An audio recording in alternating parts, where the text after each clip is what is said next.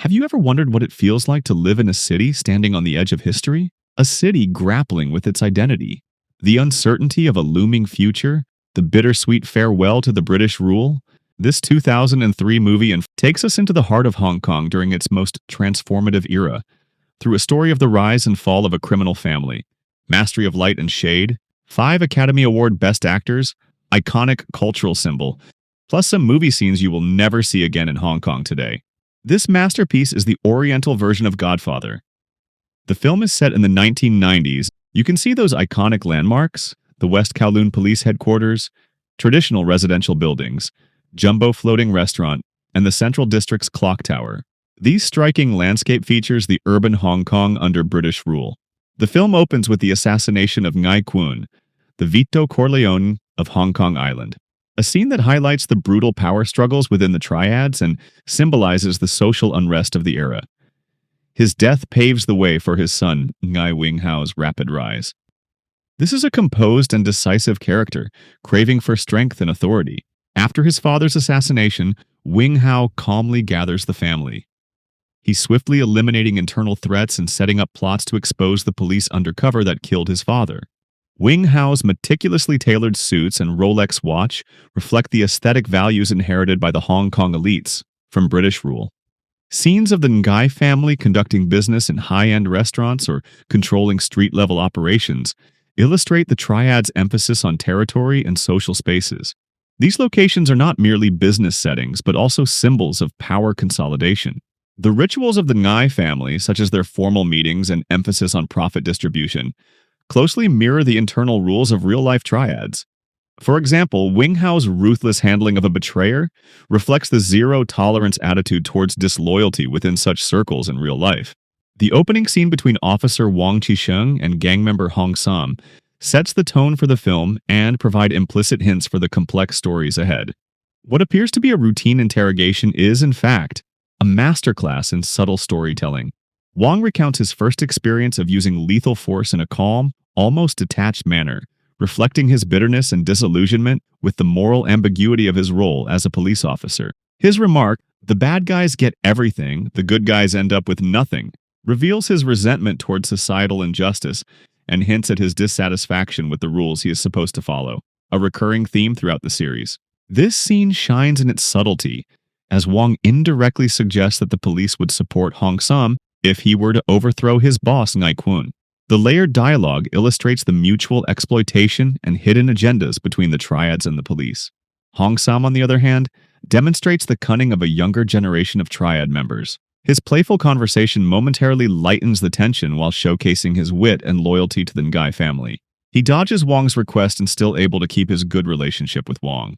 His decision to leave the station through the front door, paired with his remark, "Who says you can't be friends with cops?" encapsulates his inner conflict and sets the stage for his pivotal role later in the story. What would later on surprise Hong Sam is that shortly after this scene, his wife secretly ordered people to kill Ngai Wing-Hau. "I would do whatever is best for my man," so she said. The Ngai family meeting following Ngai Wing-Hau's assassination is fraught with tension and uncertainty, providing a crucial turning point for Ngai Wing-Hau's character.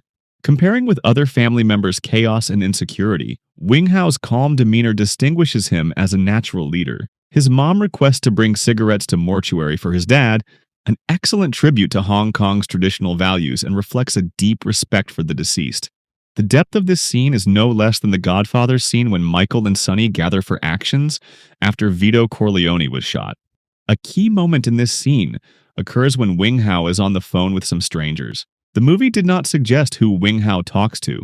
Later on in the movie, it reveals that he was talking to private investigator, as he suspects there is betrayal and police undercover within the family. The brilliance of this scene is that it is just 3 seconds, but with huge implication, and it quietly reveals more characteristics of Wing-Hau: strategic, calculative, and hypocritical. He is shrewd and looks far more dangerous than his appearance. Post Ngai Wing-Hau's death, his subordinates undermine Ngai's family and refuse to continue protection racket to Ngai Wing-Hau. This has led to a bloody conflict between Ngai Wing-Hau and the 4 triad bosses for the next 5 years, which Wing-Hau eventually won. Here the film pays tributes to Michael Corleone's revenge to the Big Five families in Godfathers II. The banquet hosted by Ngai Wing-Hau offers another richly layered sequence. What seems like a warm family gathering events actually come with hidden agendas and distrust. In his conversation with the triad bosses, Wing-Hau mentions that his property value has risen 10 times, highlighting the dramatic fluctuations in Hong Kong's real estate market and the societal shifts leading up to the 1997 handover. Wing-Hau also reveals his intention to emigrate before 1997. You can feel a sense of uncertainty of this era through these conversations. In the film, the emigration statement is a deliberate ploy by Wing-Hau to lull the triad bosses into complacency. Having refused to pay protection rackets after Ngai Wing-Hau's death, they become targets of Wing-Hau's calculated revenge to strengthen his family business. Here, the actors of triad bosses use extremely simple yet powerful body language to show their skepticism of Wing-Hau's words. A standout moment that occurs in this family gathering is Wing-Hau's deliberate act of tearing a note and throwing it to the trash bin. This is actually a bait to expose the undercover agents. The young Ngai Wing-Hau falls for the trap and takes the bait. Through a clever 2 seconds camera work, the film secretly reveals the two undercover officers. Wing-Hau is the half-brother to Wing-Hau. He chose to join the police force to stay far from his origin family. Yet with the death of Ngai Wing-Hau, his family origin is exposed. In order to keep his police job, he becomes undercover agent and rejoin Ngai family. Yan's dual role as an undercover cop highlights the personal toll of this blurred morality. Tasked with infiltrating the Ngai family, he must navigate a constant tension between his duty as a police officer and his growing loyalty to Wing-Hau. When Wing-Hau notices Yan rummaging through the trash, you can observe his subtle change in expression, disappointment, and a trace of suspicion. This is a masterful play by the actor. It hints that Wing-Hau already realized Yan might be undercover. After the banquet, Wing-Hau reminds Wing-Hau that everything his father did was for the family, and subtly implying that Yan should also prioritize family over any external loyalties. However, he did not confront Yan or question Yan's identity. Rather, he just casually invited Yan to join him for a secret deal next week, which turns out to be a plot that exposed the undercover police. It also revealed the stunning fact that Officer Wong actually asked Hong Sam's wife to kill Ngai Wing-Hau. This is another elevation to Wing-Hau's character depth. He is willing to do anything to protect his family's interest and eliminate the betrayer, but he still tries to believe in his family member and willing to give them a second or even a third chance. Also, it chills me to see how skillful and careful Wing-Hau plays the chess move with his opponents. He is like Michael Corleone, unpredictable, dangerous, and ambitious. Before we move on with the story, let's take a short break to talk about some interesting details and artistry of this film. In the 1980s and 1990s, Rolex watches were not just luxury items but cultural icons. The film uses Rolex watches to convey subtle character development and status changes. For instance, Kin-Ming, still a struggling triad operative, is shown lingering in front of a watch store, gazing at the display of Rolex watches. This brief moment symbolizes his aspirations for success and power. Later, after infiltrating the police force, Lau upgrades to a Rolex Air King, possibly funded by his triad earnings or police salary. This choice of watch, a T-Dial 14,000 model produced between 1996 and 2000, accurately matches the film's timeline, showcasing the filmmaker's dedication to details.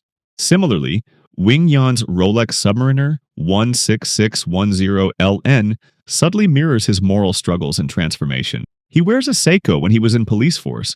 As he becomes increasingly embedded in the triad as undercover, his choice of watch reflects the influence of his environment, symbolizing how his values are gradually shaped by the criminal underworld. A particularly striking example occurs during the Hotpot dinner scene with 4 triad bosses. Each boss wears a different Rolex model, with the value of their watches corresponding to their respective levels of power and influence. From left to right, their watches range from a day-date to various date-just models, reinforcing their hierarchy within the triad. Such detailed choices underscore the filmmaker's commitment to authenticity, elevating the film's visual storytelling. Wing-Hau, after consolidating power within the family, is frequently seen wearing a Rolex Day-Date 118208. The clean white dial of this transitional model perfectly complements Wing-Hau's refined, intelligent, and ruthless persona. Yet, the white dial carries an ominous undertone in Cantonese culture, where white Rolex phonetically resembles free labor, symbolizing feudal efforts and misfortune. This subtle hint foreshadows Wing-Hau's eventual downfall, adding a layer of foreboding for attentive viewers. Beyond watches, the film celebrates Hong Kong's rich culinary culture. Hotpot, often used in Chinese culture to foster closeness, appear prominently, reflecting the triad's efforts to maintain alliances. Similarly, the scenes of street-side Foodstall named Dai Pai Dong capture the vibrant local culture of the 1990s, a time when these open-air food stalls thrived as communal gathering spots. Sadly, such venues have since declined, making their portrayal in the film a nostalgic tribute to Hong Kong's golden era. Through these details, the film immortalizes the cultural essence of 1990s Hong Kong, resonating deeply with audiences and cementing its place as a timeless classic. Back to the story. After Ngai Wing-Hau learned from investigator that Officer Wong asked Hong Sam's wife to kill his father, he designs a ploy and confront Wong and his superior at the police station. He successfully distracts the police, accuse Wong for soliciting a murder, while his men slaughter the 4 triad bosses at the same time.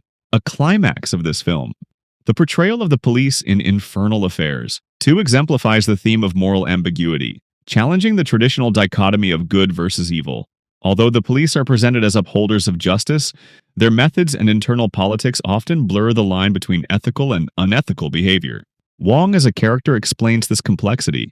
As a senior officer, he is determined to dismantle the Ngai family's criminal empire since the beginning. However, his tactics, ranging from coercion to psychological manipulation, often stray beyond legal and moral boundaries. Wong is willing to compromise his principles for the greater good, and Wong's superiors tacitly condone his gray area tactics, prioritizing results over ethical considerations. After eliminating the 4 triad bosses, the scene in which Wing-Hau reveals the undercover cop in a narrow alley is another highlight of the film. This moment subtly distinguishes Wing-Hau's character from Michael Corleone in The Godfather. In this scene, Wing-Hau first executes the members who helped Hong Sam's wife to kill his father. He stands in front of Wing Yan and another undercover cop afterwards. As he speaks, his gaze shifts, first into the distance, then to Wing Yan, and finally to another undercover cop. This brilliant performance subtly conveys that Wing-Hau has already identified both informants, heightening the tension to its peak. While fully aware of Wing Yan's undercover role, Wing-Hau spares him, leaving only an implicit warning that he's giving Yan another chance. Pay attention to the cinematography here. The camera initially focuses on Yan, then quickly cuts to Wing-Hau and the other informant, signaling that Wing-Hau has decided not to act against Yan. This brief 30-second sequence further elevates Wing-Hau's character. Yes, he is a ruthless triad leader, but he is also a family patriarch who holds family above all else. His actions contrast sharply with Michael Corleone's decision to execute his brother Fredo in The Godfather. Through this scene, the film pays homage to the Godfather series while carving out its own unique character arc and resolution. If The Godfather redefined Western cinema's portrayal of crime and families, Infernal Affairs does the same for Hong Kong, or even more so. Later on, this conflict reaches a poignant climax when Yan shields Wing-Hau from an assassination attempt, an act driven by both guilt and respect. This moment encapsulates Yan's inner turmoil. Wing-Hau also orders to kill Hong Sam, but he was saved by his wife's phone call confessed that she killed Ngai Quan. Wong connects with Hong Sam and asks him to be state's witness and turn against the Ngai family. This time, Hong Sam agrees because his wife was also killed by Wing-Hau. This disrupts Wing-Hau's plan to clean up his family history by joining the Chinese government after 1997, and forces him to take risk and confront Hong Sam publicly. Eventually,